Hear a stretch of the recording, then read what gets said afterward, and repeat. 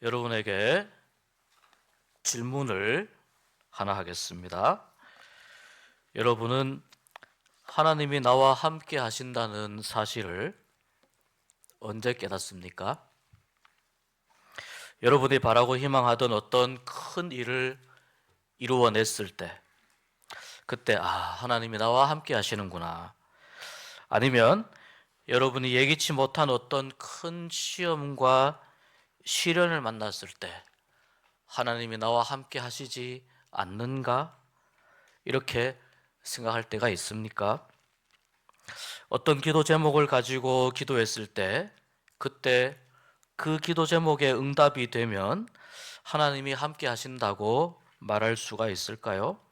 그렇다면은 그 기도 제목이 이루어진 이후에 삶을 살아갈 때는 또 어떻습니까? 함께 한다고 말할 수가 있을까요?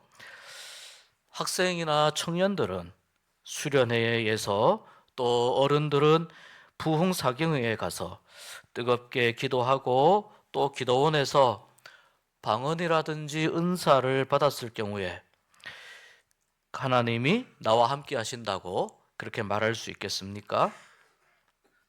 그렇다면 그 하나님이 함께 하신다고 생각하는 그 감동과 감격은 얼마나 오래 지속됩니까?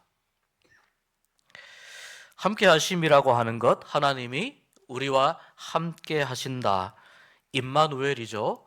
이 함께 하신다고 하는 것은 우리가 신앙생활을 하면서 반드시 던져야 하는 질문입니다.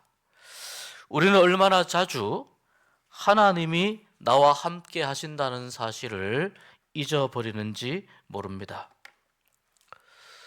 여기에 만년필이 하나 있습니다. 이 만년필은 꽤 오래전 어느 권사님께서 저에게 선물로 주신 것입니다.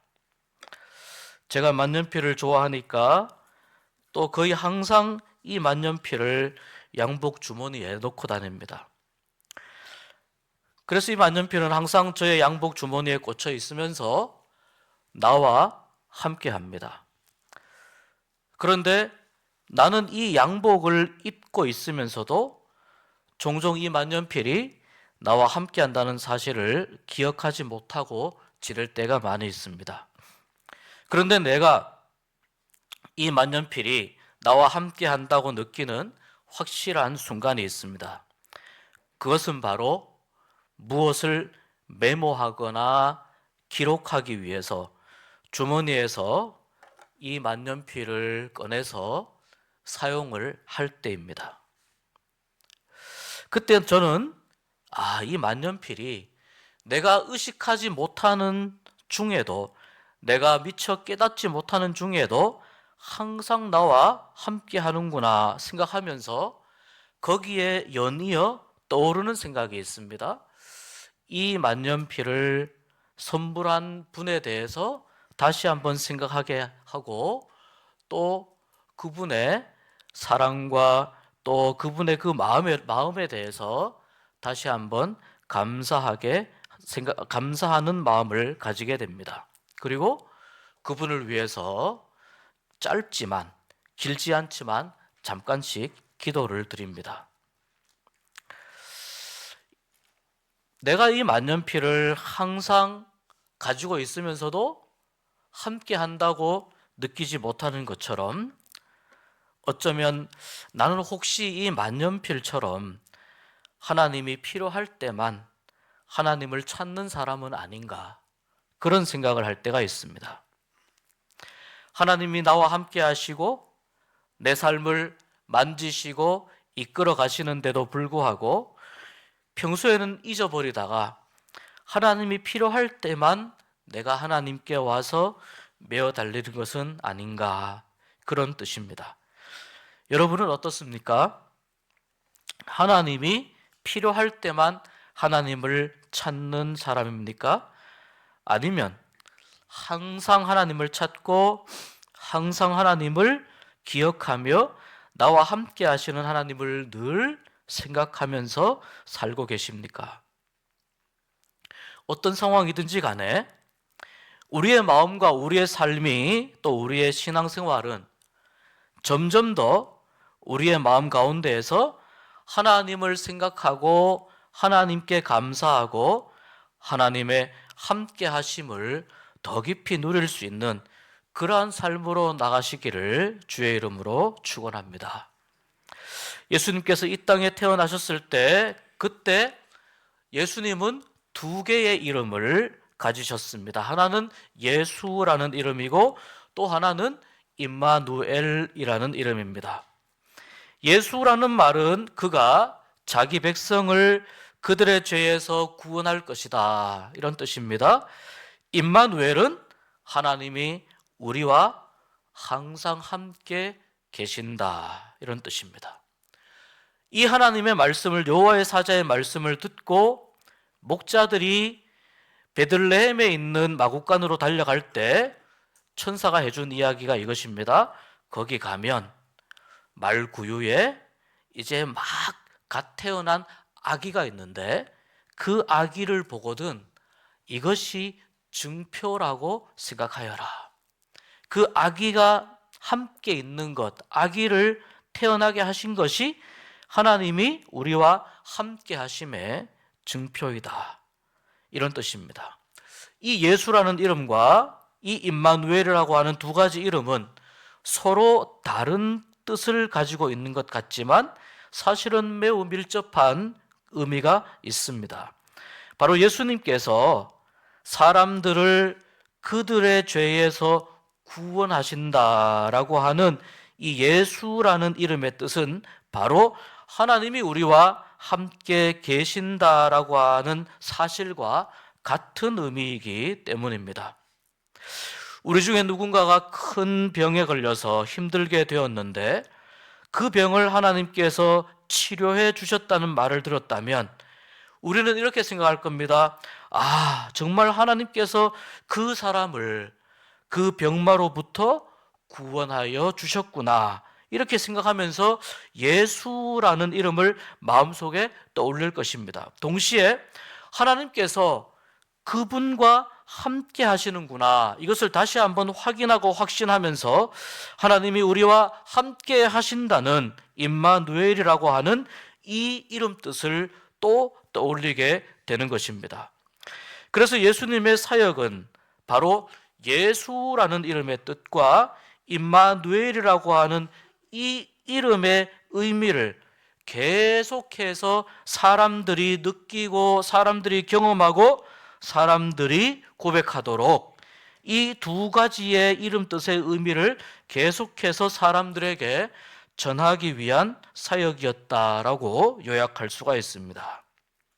예수님의 전생애를 보시면은 그 하신 일들과 많은 사람들과의 만남 속에서 일으켜 주신 놀라운 회복과 치유의 은혜, 가르치신 모든 말씀들을 보면 그 안에 예수라고 하는 이름의 뜻, 임마누엘이라고 하는 이름의 뜻이 다 그 안에 녹아 있다는 뜻입니다. 오늘 우리가 읽은 말씀은 예수님께서 사람들의 환영을 받으며 예루살렘 성에 들어가시는 장면입니다. 처음에 사람들은 예수님이 예루살렘으로 오실 때에 마치 왕의 행군의 그 행렬을 맞이하는 것처럼 예수님을 열렬히 환영했습니다. 사람들이 너무나 크게 환영하니까 바리새인들이 이렇게 지적합니다. 제자들을 꾸짖어서 이렇게 사람들이 흥분하고 광분하면 안 된다, 좀 조용히 시켜라, 이렇게 말할 정도였습니다. 아마 이 바리새인들이나 아니면 당시 예루살렘에 있었던 종교 지도자들은 예수님의 인기가 부담스러웠을 겁니다. 왜 예수님은 굳이 많은 사람들에게 환영을 받으며 이 예루살렘 성으로 오셔야만 했겠습니까? 갈릴리라든지 아니면 어느 조용한 나사렛이라든지 이러한 마을에서 예수님이 돌아가셔도 될 텐데 왜 이 예루살렘까지 오시려고 했을까요? 그것은 많은 사람들의 인기를 확인하기 위함이 아니라 하나님이 그 많은 사람들과 함께하고 계신다는 것을 보여주기 위함입니다. 예루살렘 성이 유대인들과 이스라엘 전체를 상징하고 있기 때문에 예수님께서 예루살렘 성으로 입성하시는 이 사건 자체가 하나님께서 예루살렘과 유대인들과 모든 하나님의 백성들과 함께 하신다는 사실을 보여주기 위한 사건이었다는 뜻입니다. 예수님이 태어나실 때에는 말구유에서 양을 치던 목자들과 저 멀리 동방에서 페르시아에서 예수님의 탄생을 축하하기 위해서 온 동방 박사들, 아주 적은 규모, 소규모의 예수님의 탄생을 기뻐하고 축하하는 사람들이 있었습니다. 그런데 예수님께서 돌아가실 때는 많은 사람들 앞에서 예수님이 환영을 받으셨지만, 그러나 일주일의 시간이 지나면서 사람들의 마음이 변하게 되고 마침내 수많은 사람들이 모여있는 빌라도의 법정에서 예수님이 사형 선고를 받으십니다. 비록 예수님은 그 자리에서 사형 선고를 받으셨지만 이 빌라도 법정의 사건은 예수님이 사형 선고를 받으셔야 모든 사람을 구원하는 그 끝없는 생명력, 모든 사람을 하나님의 백성으로 이끌고 부르시고 회복시키실 수 있는 그 구원의 능력이 모든 사람들에게 전파될 수 있었습니다. 그래서 예수님은 돌아가실 때에 왁자지껄, 좀 시끌벅적하게 예수님은 죽으셨습니다. 예수님이 예루살렘 성에 점점 가까이 오면서 예루살렘 성을 바라보면서 눈물을 흘립니다. 지금은 너희들이 기뻐하지만, 지금은 너희들이 호산나 다윗의 자손 예수여, 나뭇가지를 흔들고 겉옷을 깔아서 내 앞에 걸어가도록 그렇게 양탄자와 같이 내 길을 준비하면서 기뻐하지만 언젠가 너희들이 눈물을 흘리며 울 때가 있을 것이다. 그리고 일주일 후에 예수님은 그렇게 많은 사람들의 환영을 받은 것과는 달리 많은 사람들의 저주를 들으시며 십자가에 돌아가십니다. 여러분, 이 예수님을 환영했던 이 사람들, 그리고 불과 일주일이 지나서 이 예수님을 저주하고 예수님을 십자가에 못 박아야 된다라고 했던 180도 완전히 바뀌게 된 이 사람들이 너무하다고 생각되지 않으십니까? 어떻게 일주일이라고 하는 이 짧은 시간 동안에 예수님에 대한 그들의 입장이, 예수님에 대한 그들의 모습이 극과 극으로 바뀔 수 있다는 말입니까? 근데 사실 이 일주일 동안 마음이 이렇게 변한 사람들과 이 군중들의 모습은 우리가 말씀을 조금만 묵상해 보면은 오늘날 우리 자신의 모습과 그렇게 다르지 않다는 것을 발견하게 됩니다. 오히려 그 예루살렘 성에 일주일 머물렀으면 우리도 아마 군중 심리를 따라서 그렇게 예수님을 욕하고 십자가에 못 박아라 이렇게 소리 질렀을지 모릅니다. 왜 그럴까요? 여러분, 지난 일주일의 삶을 살아가면서 여러분의 마음이 얼마나 많이 바뀌었고 얼마나 많이 변했는지 한번 생각해 보십시오. 우리가 일주일이라는 시간을 살아갈 때 얼마나 자주 하나님에 대한 생각이 바뀌고 변하는지 생각해 보시기 바랍니다. 하나님이 나와 함께 하신다라고 생각하다가도 어느 한순간 하나님이 나와 함께 하시지 않는가라고 생각할 때가 너무나 많이 있습니다. 주위에서 나를 찾는 사람들이 많고 내가 인정받으면, 내가 하는 일이 잘 풀리게 되면 하나님이 나와 함께 하시는 것 같은데 아무도 나에게 관심을 가져주지 않고 연락도 뜸하고 또 내가 이번 한 주간은 인정받지도 못하고 내가 하고자 하는 일들도 잘 진행이 되지 않고 계속해서 사고가 날 때, 그때 하나님이 나와 함께 하시는가, 하나님이 나와 함께 하시지 않는가, 이렇게 헷갈릴 때가 있다는 뜻입니다. 우리는 일주일이라고 하는 이 시간 동안에도 매우 자주 마음이 바뀌는데, 우리가 이 일주일에 주일날 와서 예배 드리는 이 예배를 우리가 거룩하게 여기고 이 예배를 귀하게 여기지 않는다면 우리는 더더욱 내가 하나님을 계속 사랑할 수 있다, 아니 내가 계속해서 하나님이 나와 함께 하신다라고 하는 그 믿음을 잃어버리지 않을 수 있다라고 착각하기도 합니다. 하나님과 함께하는 시간을 소중하게 생각하지 않고 그 시간을 거룩하게 지키지 않으면서도 나는 내가 하나님을 사랑할 수 있다, 하나님은 나와 함께 하신다, 이렇게 생각할 수 있다는 겁니다. 종려나무 가지를 흔들며 열렬히 환영하는 사람들 틈으로 들어가시는 예수님은 이렇게 생각했을 것입니다. 지금은 너희들이 나를 뜨겁게 환영하지만 빌라도의 법정에서 나를 만나면 불과 일주일 사이에 마음이 바뀌고 예수를 십자가에 못 박아라 소리치며 나를 저주하게 될 것이다. 그러나 나는 십자가에 못 박으라고 하는 그 군중들의 함성과 배반의 소리를 듣기 위하여 예루살렘으로 올라간다. 왜냐하면 하나님께서 나를 죽이려고 하는 사람들과 죽이려고 하는 당신들과 함께 하신다는 사실을 나는 보여주기 위해서이다. 왜냐하면 내 이름이 임마누엘이기 때문이다. 여러분, 우리는 예수님을 향해서 마음이 차갑게 식어버린 그 군중들에게 돌을 던지기보다는 오늘날 일상생활 속에서 하나님을 향해 한결같은 마음을 가지지 못하는 우리 자신의 마음을 회복하고 되돌이킬 수 있기를 간절히 소원합니다.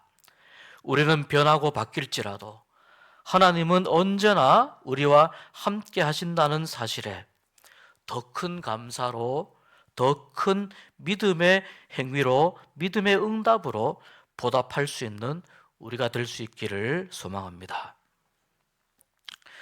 어느 한 이야기가 있는데요, 한 중년 부부가 있는데 아내의 시력이 나빠져서 눈 수술을 하게 되었습니다. 그런데 그만 수술이 좀 잘못되어서 시력을 완전히 잃게 되었습니다. 실명을 하게 되었습니다.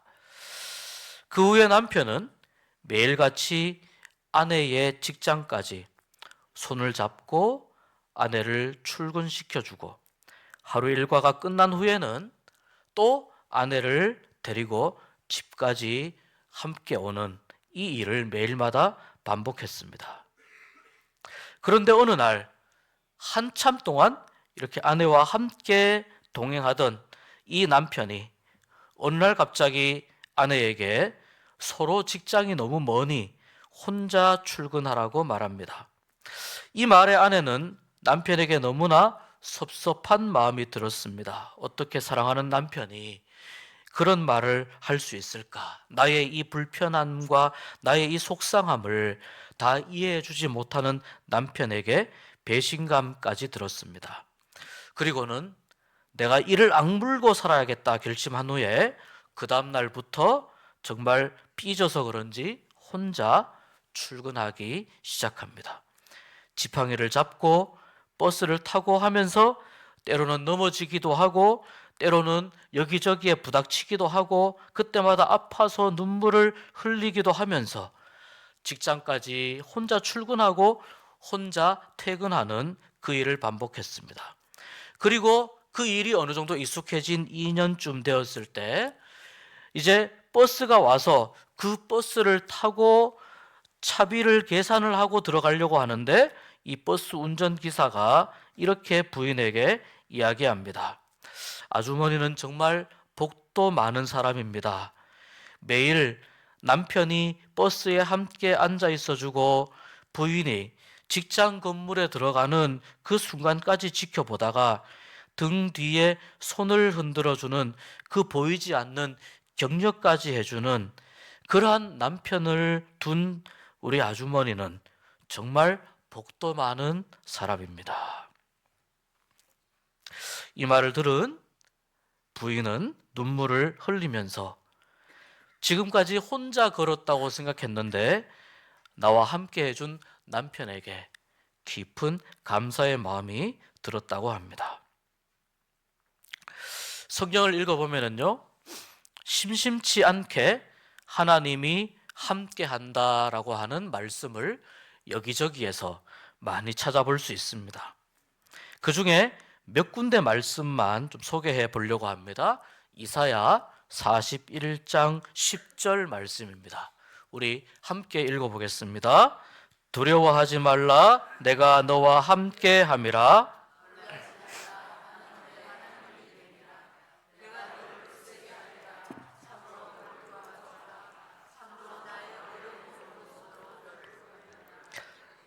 아멘. 이사야 43장 1절에서 5절, 길지만 같이 읽어보겠습니다. 야곱아, 너를 창조하신 여호와께서 지금 말씀하시느니라. 이스라엘아, 너를 지으신 이가 말씀하시느니라. 너는 두려워하지 말라. 내가 너를 구속하였고 내가 너를 지명하여 불렀나니 너는 내 것이라. 내가 물 가운데로 지날 때에 내가 너와 함께 할 것이라. 강을 건널 때에 물이 너를 침몰하지 못할 것이며 지날 때에 타지도 아니할 것이요 불꽃이 너를 사르지도 못하리니 대저 나는 여호와 내 하나님이요 이스라엘의 거룩한 이요 내 구원자임이라. 내가 애굽을 너의 속량물로 구스와 스바를 너를 대신하여 주었노라. 내가 내 눈에 보배롭고 존귀하며 내가 너를 사랑하였은즉 내가 내 대신 사람들을 내어주며 백성들이 내 생명을 대신하리니 두려워하지 말라. 내가 너와 함께하여 내 자손을 동쪽에서부터 오게 하며 서쪽에서부터 너를 모을 것이며. 아멘. 두려워하지 말고 염려하지 말라는 겁니다. 왜냐하면 하나님이 함께 하시기 때문에. 그리고 방금 읽은 이사야 43장 말씀을 보면은 여기는 구원하시는 하나님도 함께 나옵니다. 우리 계속해서 마태복음 28장 읽어봅니다. 마태복음 28장 19절 20절.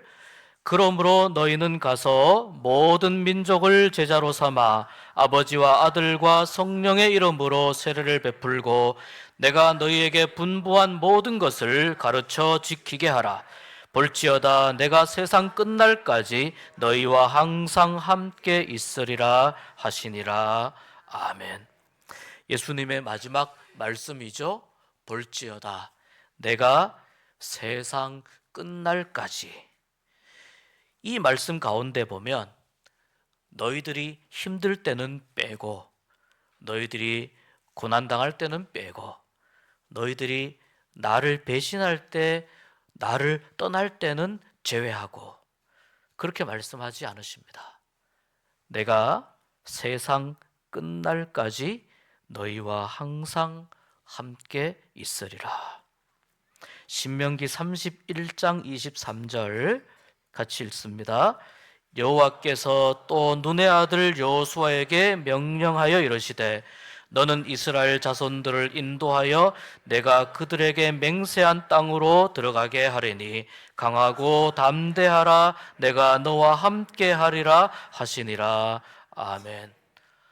아마도 여호수아에게는 모세라고 하는 사람이 자기가 넘을 수 없는 큰 산과 같았을 겁니다.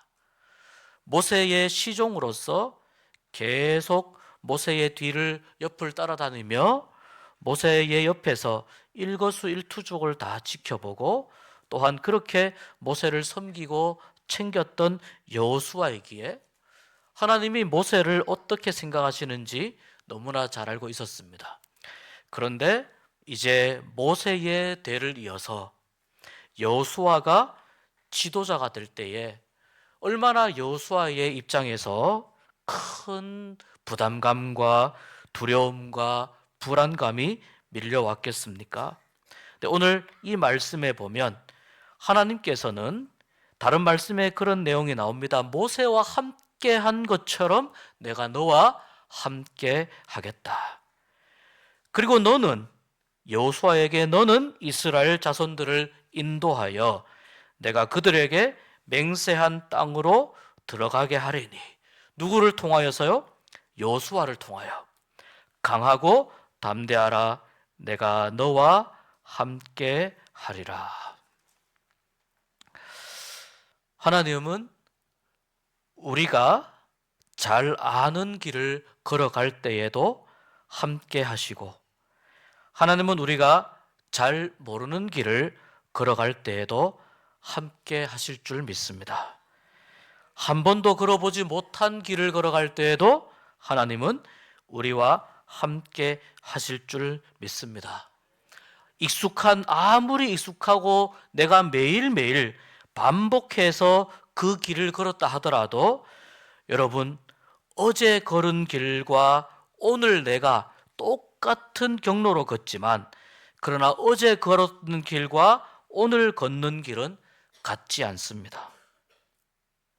어제 걸을 때에 내가 만났던 여러 다양한 부딪혔던 사람들과 그때의 그 공기와 그때에 내가 내 눈으로 보았던 시내의 그 모습은 오늘 내가 똑같은 길을 걷지만 같지 않다는 겁니다.